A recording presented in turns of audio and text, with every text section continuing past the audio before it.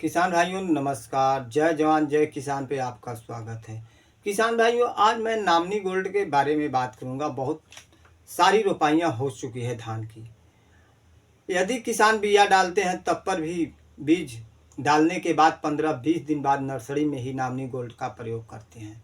क्यों करते हैं? क्योंकि बहुत ज़बरदस्त उसमें सवई आया, घास, चौड़ी पत्ती वाला कोई भी घास हो, बीज के समय वह अंकुरण आता है तो बीज को विकास नहीं करने देता है। तो उसको मारने से सारे खरपतवार नष्ट हो जाते हैं और धान की बीज बच जाते हैं। तब धान का बीज जब बच जाते हैं तो डीएपी यूरिया का प्रयोग हर किसान भाई कर देते हैं। तो इससे बिना खरपतवार के ही बीज तैयार हो जाता है। उसी तरह धान की सारी रोपाइयां हो चुकी हैं अब, और बहुत खरपतवार धान के बीज में, धान की रोपाइयां होने के बाद उसमें बहुत घास जम रही है, बहुत खरपतवार आ रहे हैं, चौड़ी पत्ती वाला, महीन पत्ती वाला और पतले पत्ती वाला।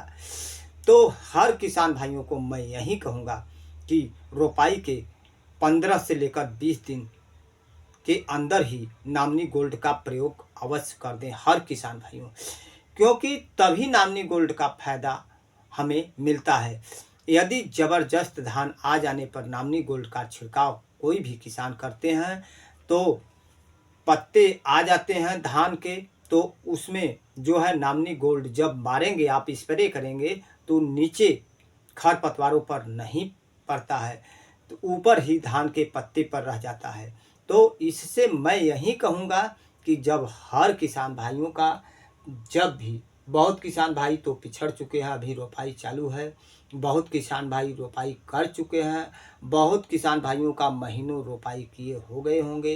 तो हम यही कहेंगे जिन किसान भाइयों का 15 से लेकर 20 दिन तक की रोपाई धान की हो चुकी हो, वह नामनी गोल्ड का प्रयोग अवश्य करें, क्योंकि धान में बहुत ज़बरदस्त खरपतवार आ जाते हैं।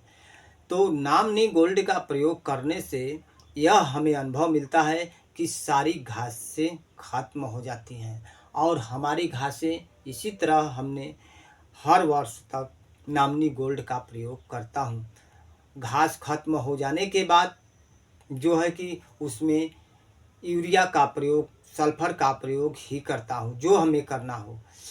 और बहुत किसान होते हैं जो कि उसको, नामनी गोल्ड को न मारकर उसमें टॉप 40 मार देते हैं। तो टॉप 40 क्या करती है? वह धान को चौड़ी कर देती है, उसकी जड़ियाँ को कमज़ोर कर देती है। घास तो पूरी खत्म नहीं हो पाती हैं। जैसे कि 15 से 20 दिन के अंदर नामनी गोल्ड मारने से सारी घासें समाप्त हो जाती हैं। तो घासें समाप्त हो जाती हैं तो हमें बहुत आनंद और बहुत फायदा होता है। धान तेज़ी से विकास करने लगता है। यदि किसान भाई जैसे धान ऊपर से छेक लिया, हम नामनी गोल्ड मार देंगे तो अंदर नहीं जाएगा, तो घास नहीं खत्म होगी और उसी समय हमें पैदावार की कमियां महसूस होगी। जो धान की अच्छी पैदावार होने योग है, वह पैदावार धान की कम हो जाती है। तो इसी से नामनी गोल्ड की मैं उपाय बता रहा हूँ कि हर किसान भाई क्या करें और उसको कैसे मारें और किस समय मारें।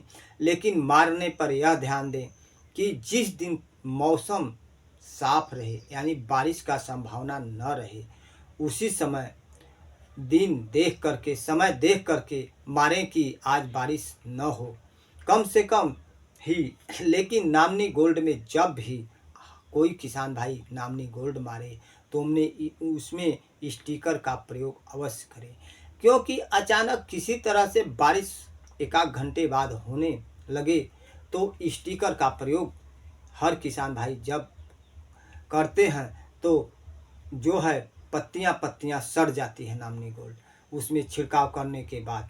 तो हमें थोड़ा पैसे की बर्बादी, दवाई की बर्बादी कम होती है।